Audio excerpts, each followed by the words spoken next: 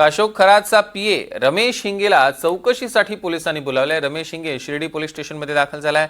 समता बँकेत रमेश हिंगे यांचंही खातं आहे। पोलिसांकडून रमेश हिंगेची चौकशी सुरू झालेली आहे। राहता पीपल्स बँकेचे चेअरमॅन भाऊसाहेब चौधरी यांचीही पोलिसांकडून चौकशी होते।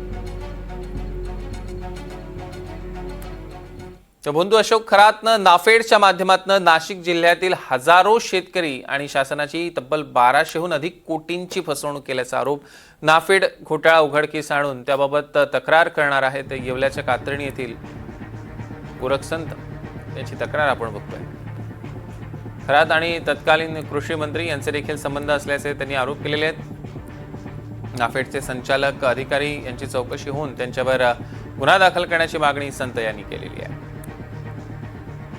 100% आम्हाला अशोक खरातची स्वतःची कंपनी श्री व्यंकटेश या Shri Venkatesh farmer producer company ही 2022ला ही रजिस्ट्रेशन झाली आणि ती रजिस्ट्रेशन झाली आणि कुठल्याही कंपनीचं 3 वर्षाचं ऑडिट लागतं।